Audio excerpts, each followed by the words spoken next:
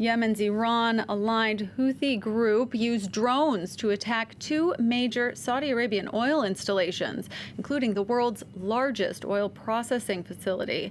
The attack took place in the early hours of Saturday, sparking two fires, and it's not the first time the Houthis have targeted Saudi facilities. Explosions can be heard in this amateur footage that shows smoke rising over Abqaiq, the home of the world's largest oil processing facility. Houthi rebels say they sent 10 drones to attack the site run by Saudi energy giant Aramco, as well as the state-run company's second largest oil field in Khurais. With smoke visible from space, they say it was the biggest operation they've carried out, one that struck deep inside Saudi territory.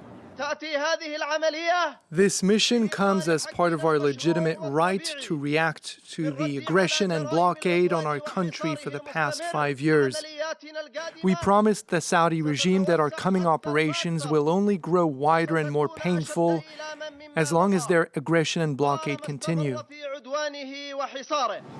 The Houthi rebels are backed by Saudi Arabia's regional rival Iran. And since 2015, the kingdom has been leading a coalition to fight against them in Yemen. In recent months, the Houthis have stepped up their own offensive, carrying out a series of drone and missile attacks on Saudi airports and oil facilities. It shows that the small group with their increasingly advanced weaponry is capable of posing a real threat. Saudi Arabia is the world's top crude oil exporter, and the latest attack on Aramco's oil facilities comes as the country is preparing to make part of the state-run company public. Saudi Arabia hasn't said whether its oil production has been affected. The state television station reports that oil exports are ongoing. And for more on this story, we welcome Elena DeLozire to the program. She's a research fellow in the Bernstein Program on Gulf and Energy Policy at the Washington Institute. Thank you so much for being here with us. Thank you for having me. Now, the Saudi-led coalition in Yemen says it's investigating and will confront what it called terrorist threats to global energy security. What could the response be? So I think that there's a range of responses that are possible, but it will depend on the facts that come out. So at the moment, we don't have a lot of information. We know there was some kind of attack. We know that the Houthis claimed it. In the past, the Houthis have claimed attacks that came from Iraq. So we need to find out, first of all, where the attack came from. And then, also what the level of damage is. So there's still a lot of information we don't actually know yet. But the use of drones here, it seems to send a specific kind of message because they can cause huge damage at very little cost. How does the use of these kinds of weapons impact this proxy war in Yemen?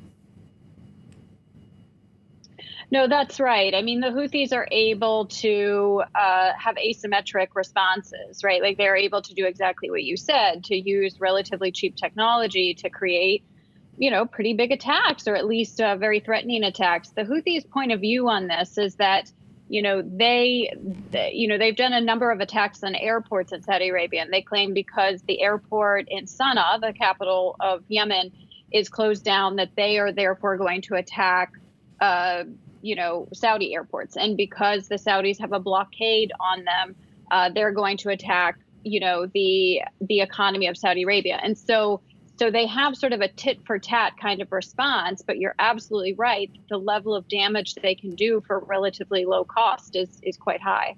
And do we have any idea where they're getting these drones? I mean, it seems pretty scary that drones like this could be weaponized by maybe anybody.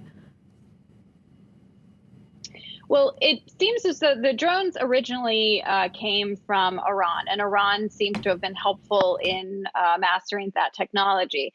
It is possible to produce some parts of drones domestically, and then also sometimes the motors and engines of drones can come from, Alibaba or other websites that sell. I mean, these are things that you can buy on the open market. So it's possible to sort of piece together a drone from multiple sources that might not be suspicious.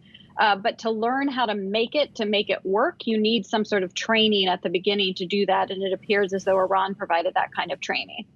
And quickly, we don't know the extent of the damage yet, but if these facilities are shut down even for a couple of days, I mean, what kind of impact could that have on Saudi Arabia? Yeah, it can affect the oil prices. And for Saudi Arabia, they have a new energy minister just in the last week, and these facilities are these two facilities are a major part of Saudi's oil production, about half of it. And so, depending on the damage, it could have a pretty big effect on world oil prices. And we'll see when the stock markets open on Monday, too. Imagine that could have an impact there. Right. Elena DeLozire from the Washington Institute, thank you so much for your time.